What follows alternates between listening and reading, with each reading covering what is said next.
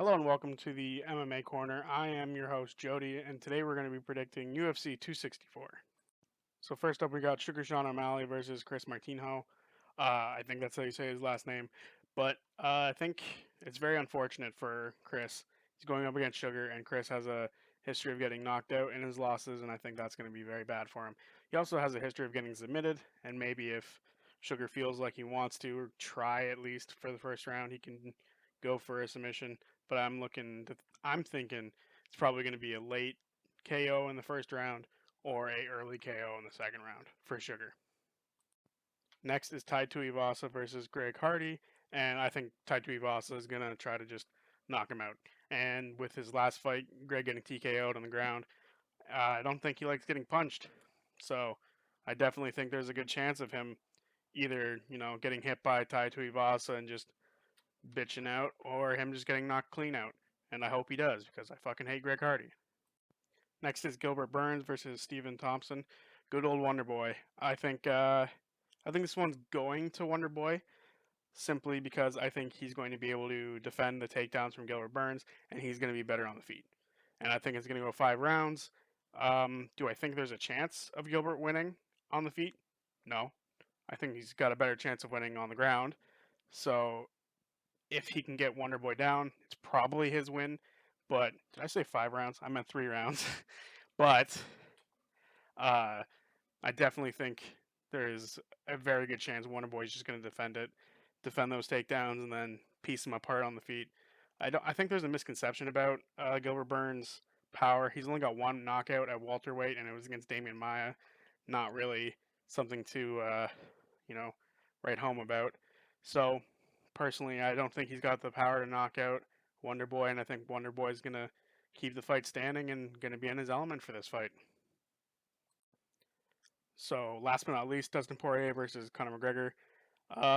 I think this one's tough because it depends on how much each fighter has grown since the last one.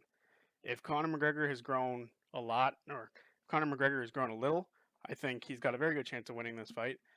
But if he, if he didn't grow at all and just thinks that a stance change will be able to be enough, I think he's going to lose again. I think first of all, the karate stance will open him up to more leg kicks. Maybe it'll put him in a better position to catch the leg kick, but in order to catch the leg kick, he has to take one. So that's a problem for him if he decides to do that. I also think that stance puts him at a bad place for takedowns. I think Poirier's game plan is going to be, if Connor's in that karate stance, to go for that lead leg and get a takedown. He's going to show a leg kick, and then he's going to show that leg kick a few more times, maybe let Connor catch it a little bit, and then he's going to go up high for an overhand and then reach down and grab that lead leg, and I think he's going to try to get him to the ground.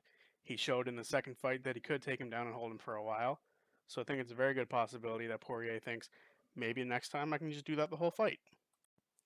And I think Connor's submission defense is probably the worst part of his game. Most of his losses are by that, so I think it's a very good chance that if Dustin gets a submission on him, it's probably that's curtains for Connor. So the question for me is Connor going to evolve enough in between to where if he switches stances, he won't be able to get taken down and he won't be able to be hit with that leg kick. That leg kick was one part of the game, but it seems everyone else has forgotten that takedown.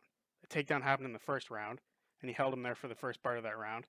Sure, Connor got his back to the cage, but if he doesn't, he's screwed and he's in the middle. That's where it ended up. That's where the takedown started, and he ended up falling like halfway in between the middle and the cage. So I think it's a very good chance that you know if he gets him and he doesn't get to the cage, it's curtains. That's the fight. That's the whole thing. And I think at that point, Connor's screwed. He doesn't know where he goes from there. Connor hasn't beaten somebody of a high level of caliber of a fighter like Poirier since he beat Eddie Alvarez. And that hurts me because Connor actually beat Cerrone like badly. But Cerrone's not the same Cerrone he was a couple years ago. So it's sad. Uh, Cowboy hasn't been the same Cowboy since the Tony fight, and then the Gaethje fight kind of sealed it, and then this one. So I think think he's on a 5-fight losing streak, and for that to be the only person Conor has beaten since Eddie Alvarez is a bit of a shame. And I do think that that points out his level of evolution since then. I do think, Habib taking him down and submitting him, and then him getting TKO'd, or he was actually KO'd, by Poirier. I think that shows that he's not evolving. He's staying the same, and the only people he can beat are people way past their prime. Beating people in their prime is virtually impossible for him now. Unlike back in the day where he was able to beat Eddie Alvarez, Jose Aldo, Chad Mendez, even Dustin Poirier back then, Max Holloway. It's a different Conor now. Do I think he's going to evolve enough? No. I think it's more likely that he gets beat by Dustin again by punches, or even gets submitted by him. That's my true prediction, that he gets submitted in the third. I think the first 2 rounds are going to be a bit of a stand-up fight, and then in the third or even late second, Poirier is going to take him down and then go for submissions. I truly believe this. I think that that's something that not a lot of people are talking about, that he took him down and kept him down there for a little bit in the first round of the second fight, and I do think that that's going to be a huge trump card for him. So those are my predictions for UFC 264. To go over them again, I have Sugar winning, I have Tai Tuivasa winning, I have Wonderboy winning, and I have Poirier winning. So if you agree, hit that thumbs up. If you disagree, tell me why in the comments below. Peace out.